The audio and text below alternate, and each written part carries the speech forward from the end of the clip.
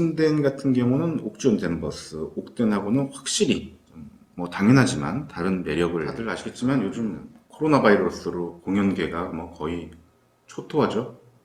오늘 점심 때 공연 관계자분하고 또 점심을 같이 먹었는데 뭐 역시 걱정이 많으시더라고요. 다행히 그 회사가 제작하는 공연은 곧 끝난다고 합니다. 그러니까 원래 예정이 끝날 예정이었다고 해요. 그러니까 좀 어떻게 보면은 지금 위기를 살짝 뭐 이렇게 운이 좋게 피해 갔다고 볼 수도 있는데 그 다음 작품이 또 바로 또 연결돼서 원래 개막을 해야 되는데 지금 이거를 개막을 할 수 있을지 아니면 연기해야 될지 고민이 많다고 합니다. 내부적으로. 그게 그럴 수밖에 없는 게 공연을 연기한다는 게 단순히 그냥 이렇게 옮긴다 정도로 되는 게 아니잖아요. 뭐 가장 커다란 문제들은 배우 스케줄도 있을 것이고 그리고 또 대관 문제. 우리나라에서는 공연장이 늘 대관 문제가 가장 어렵습니다. 사실 오늘은 제가 준비한 얘기는 코로나와 공연계 얘기는 아니고요.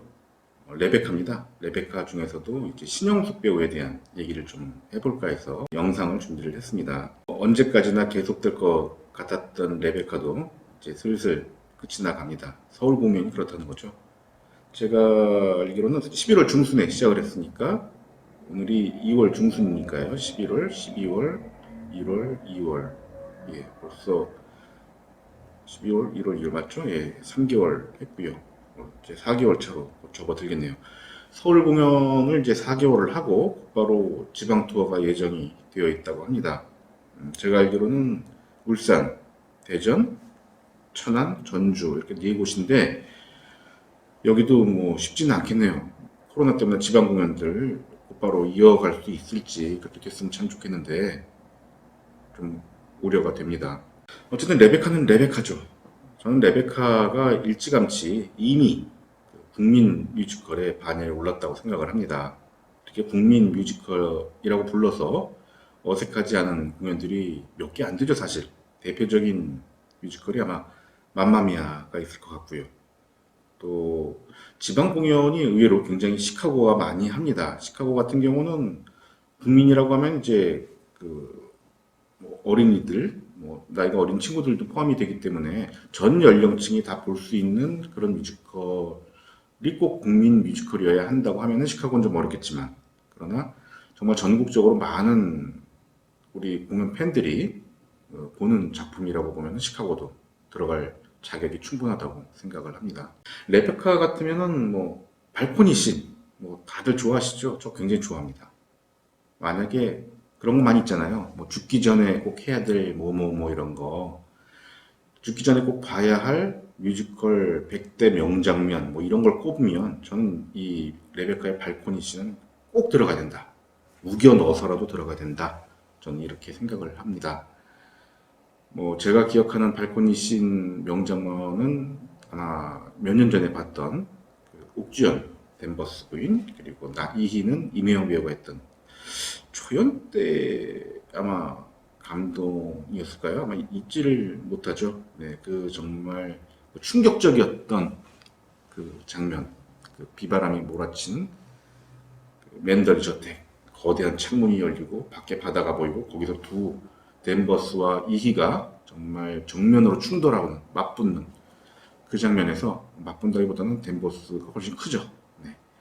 그 장면은 정말 명장면 중에 명장면으로 꼽아야 한다. 저는 이렇게 생각을 합니다. 오늘은 레베카와 함께 신영숙 배우 얘기를 좀 해볼까 합니다. 예, 종이컵입니다. 예, 종이컵 요즘에 잘 안 쓰는 운동을 하고 있는데 이렇게 제가 또 종이컵으로 커피를 마시고 있네요. 저희 회사 신문사에 자판기가 있는데요. 네, 무료입니다. 이 원두 커피가 나오는데 하필이면 제가 커피를 참 좋아해서 입에 달고 사는 편인데 제 자리에서 뭐 5걸음 안에 그게 있습니다. 소비량이 가장 많은 그 직원이 아닐까 싶은데 자, 레베카 연습 기간 동안에 해외 스태프들이 이런 얘기를 했다고 합니다. 한국의 배우들은 정말 최고다. 저는 이게 빈말로만 들리지 않는 것이 물론 이제 그 사람들이 어떤 마음으로 이런 얘기를 했는지는 모르겠지만 정말 빈말이 아닐 것이다 라고 생각하는 이유가 바로 이 신영숙 배우 같은 정말 훌륭한 배우들이 우리나라에 있기 때문이 아닌가 하는 생각을 해봅니다. 신영숙 배우가 맡은 역할이 댄버스 부인이죠. 그래서 신댄이라고 그런 애칭을 팬분들이 붙여주셨습니다. 옥주연 배우는 옥댄이죠. 옥댄. 이번 시즌 레베카에서는 댄버스 부인을 장은하 배우하고 또 알리 가수 알리 씨가 또 댄버스 부인을 맡고 있는데 그렇다면 이분들은 장댄, 알댄으로 불리고 있나요? 신댄이 무대에 딱 등장을 하면은 뭐라 그럴까 검은 어둠이 살얼음처럼 싹 깔리는 그런 으스스하면서도 차가우면서도 그런 정말 느낌이 들죠. 신댄 같은 경우는 옥주연 댄버스, 옥댄하고는 확실히 뭐 당연하지만 다른 매력을 발산을 합니다. 그게 어떤 차이인지는 정확하게 표현을 하기는 좀 어렵겠습니다만 예를 들어서 신댄 같은 경우, 신영숙 배우 같은 경우는 너무 그 댄버스 부인을 직선적으로 표현하지 않는다고나 할까요? 그러니까 다시 말하면은 뭐 댄버스 부인이 갖고 있는 이미지가 있잖아요. 이렇게 무섭고 공포스럽고 카리스마 넘치고 뭔가 가만두지 않을 거야. 뭐 이런 이글이글 불타는 증오. 너무 그걸 과장하다 보면은 어떻게 보면은 그 인물을 너무 단편적으로, 어떻게 직선적으로 묘사를 그런 인물을 만들어내게 되는데 너무 그렇게 하지 않습니다. 또 그렇다고 보면은 이제 당연히 배우들은 자기가 맡은 캐릭터를 깊이 연구하고 어떻게 이 인물을 무대 위의 인물을 관객들에게 소개를 정확하게 깊이 있게 해줄 수 있을까를 고민을 하죠. 그런데 그 고민이 너무 깊다 보면은 자칫 그 인물과 다소 다른 결의, 뭐 어떻게 보면 그 배우만의 인물 표현이라고 할 수도 있습니다만은 잘못되면은 지나치게 현학적으로 표현이 될 수도 있는데 신영숙 배우는 그 지점도 잘 피해갔다. 댄버스 부인은 기본적으로 죽은 그 레베카에 대한 맹종, 광신도와 같은 그런 캐릭터죠. 그런 만큼 댄버스 부인이 보여주는 좌절, 그 좌절의 크기도 굉장히 크고 깊습니다. 신댄이 그 댄버스 부인의 분노와 좌절을 잘 인간적으로 표현을 했다. 신영숙 배우의 연기를 보고 있으면 비단 일반 댄버스 역할뿐이 아니고요. 그 기존의 작품들, 인물들 이렇게 보면은 정말 이 배우는 대본을 읽고 또 읽은 정말 깊이 고민하고 또 연구했던 그런 흔적들이 보인다 이런 배우라고 생각을 합니다. 아마 이번 신영숙 배우가 보여주고 있는 신댄 같은 경우는 진짜 댄버스 부인이 보더라도 정말 내가 그렇구나라고 본인도 감탄을 하지 않을까. 자, 요즘은 신영숙 배우가 너무 잘 나가죠. 뭐 거의 작품이 쉬지를 않죠. 계속 큰 작품들, 정말 그 대중적으로도 사랑을 받고 작품적으로도 훌륭한 그런 뭐 작품의 무대에 서고 있고 또 역할도 비중 있는 주연 또 아니면 굉장히 중요한 조연을 맡아서 역할을 하면서 팬들의 사랑을 받고 있습니다. 그런데 사실 10년 전에 신영숙 배우는 지금과 같지 않았죠. 신영숙 배우가 대중에게 그 뮤지컬 배우로서 대중적인 뮤지컬 배우로서 깊이 각인이 된 거는 역시 그 뮤지컬 모차르트하고 따옴표가 있죠. 예. 이런 작품이 몇 개 있습니다. 네, 따옴표. 맘마미아가 따옴표가 있던가요? 맘마미아도 있죠. 이 모차르트에서의 황금별 여사, 황금별, 뭐 속칭 황금별이죠. 뭐 예. 황금별 넘버를 불러서 황금별 여사로 불리면서 대중들에게 정말 실력 있고 그리고 그 자신의 존재감을 드러내는 그리고 뭐 연기도 잘하고 개성 있는 배우로 이제 깊게 정확하게 각인이 되기 시작합니다. 황금별 여사라고 저희가 속칭 부르지만은 뭐 당연히 극 중에서는 황금별 여사가 아니고 그건 애칭이죠. 네, 발트슈테텐 남작 부인이 정식 이름입니다. 이 황금별 뭐 넘버는 뮤지컬 팬들이시라면 당연히 뭐 외울 정도로 많이 들어보셨겠지만은 단순하지만 아주 강렬한 멜로디를 갖고 있고 또 신영숙 배우가 그거를 정말 드라마틱하게 자신의 갖고 있는 이 성량을 그냥 폭발시키면서 공연장을 쩌렁쩌렁 울리면서 이 넘버를 정말 멋지게 소화를 해냈습니다. 저는 그래서 신영숙 배우가 이 황금별을 불러서 황금별이라고 하는 사실 그렇게까지 훌륭한 넘버일까라고 생각될 수도 있는 이 넘버를 거의 캐치의 그리자벨라 수준 아니죠.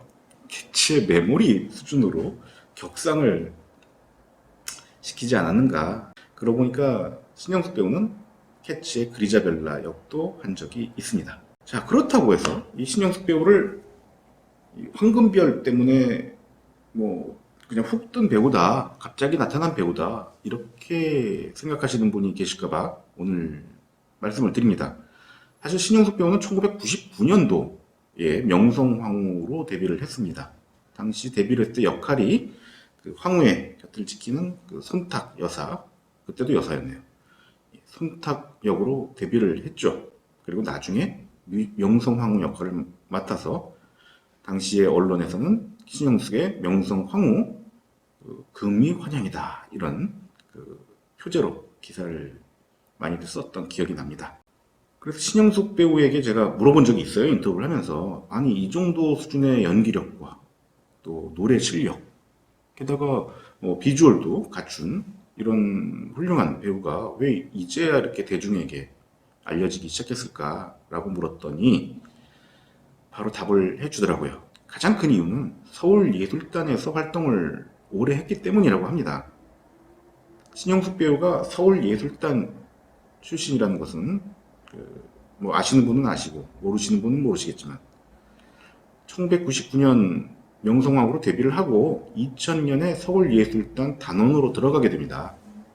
그래서 서울예술단에서 단원으로 활동한 기간이 무려 횟수로 8년이에요. 2007년까지 했거든요. 물론 서울예술단에서 단원으로서 활동을 했다는 것이 후회된다거나 아니면은 뭐 불만이라든가 뭐 이런 것은 아닙니다. 그 점은 분명히 했고요. 다만 한 단체의 일원으로서 소속이 되어 가지고서 활동을 하다 보니까 일단 가장 장점은 안정감이 있다는 거죠. 경제적인 안정감이죠. 매달 그 고정적인 월급을 받을 수가 있으니까요. 그 배우들은 사실 다 모두 뭐 어떤 배우도 잘 나가는 배우도 뭐 덜 잘 나가는 배우도 개런티를 많이 받는 배우도 아닌 배우도 누구나 다 피할 수 없이 오디션이라는 것을 거쳐야 되고 그리고 오디션을 통과를 해야 그 배역을 연기할 수 있기 때문에 다 프리랜서라고 할 수가 있죠. 배우분들 만나보면은 가장 부러워하는 게 저희 같은 월급쟁이들입니다. 예, 서로 남의 떡이 커 보이죠? 네, 저는 그렇게 생각을 합니다. 어쨌든 신영숙 배우는 서울예술단에서 이렇게 횟수로 8년이나 배우 생활을 하다 보니까 아무래도 외부, 그러니까 서울예술단의 작품만을 하다 보니까 그 뮤지컬 관객들이 대중적으로 사랑하는 저희가 흔히 알만한 그런 작품들에 출연할 기회는 상대적으로 적었던 거죠.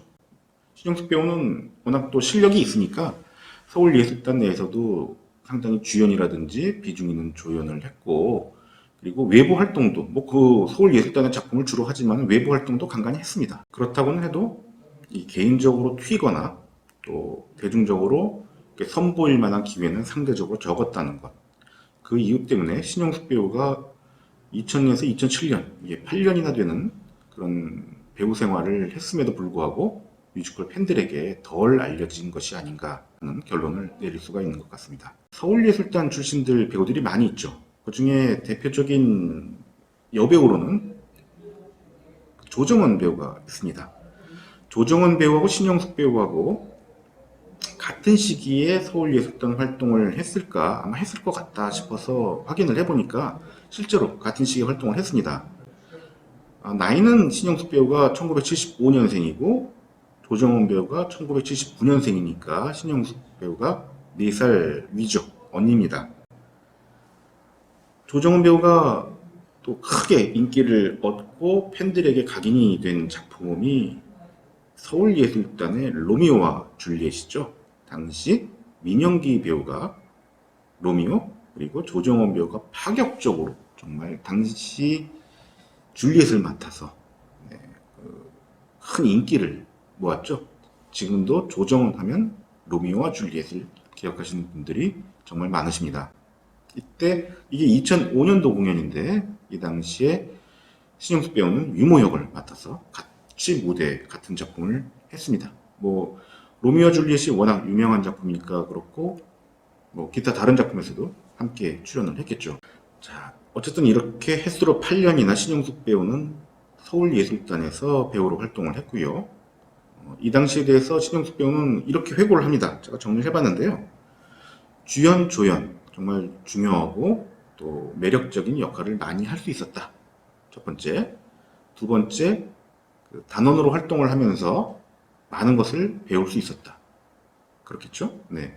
프리랜서로 활동할 때와 또 다른 서울예술단이라고 하는 조직에 속해서 배우로 활동을 하면서 배우는 점도 꽤 많았을 겁니다. 비슷한 건데요. 교육 시스템이 훌륭했다고 합니다.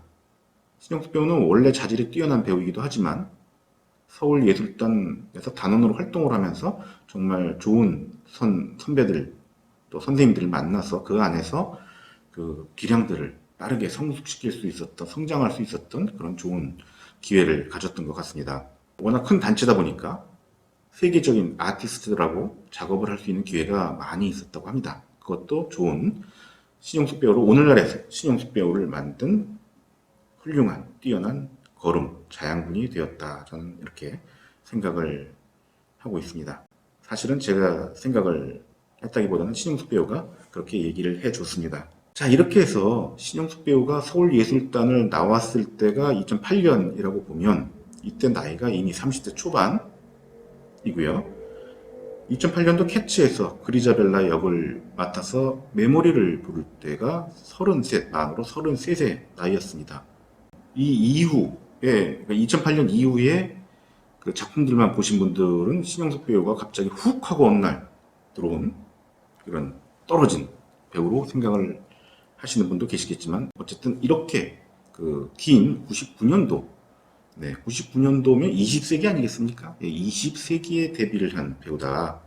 자, 여기서 한 가지 말씀을 더 드리고 영상을 마칠까 하는데요. 신영숙 배우는 정말 그 대인관계가 좋은 배우 중에 하나죠.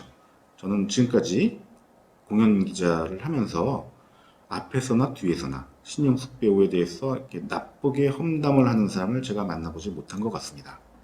이런 배우 만나기가 또 쉽지 않은데요. 제가 비결을 또 물어봤죠. 저는 물어봅니다. 예.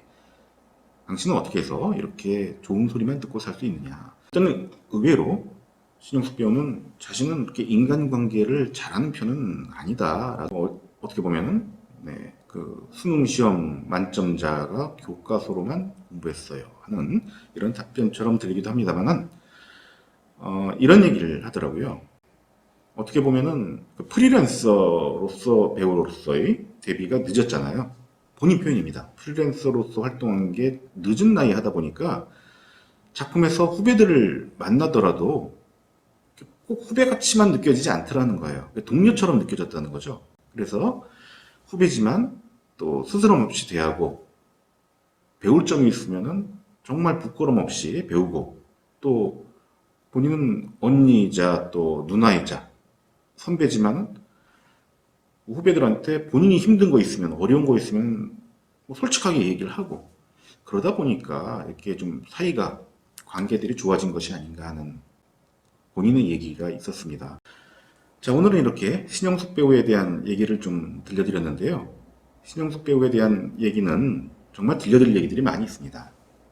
오늘은 뭐 한 번에 다 하면 시간도 오래 가고 또 저도 또 다음번에 우리 공연을 사랑하는 공인 여러분을 다시 또 만나 뵐 수 있는 이런 기회를 마련해야 되기 때문에 다음으로 넘기도록 하고요. 공연 생활 즐겁게 하시고요.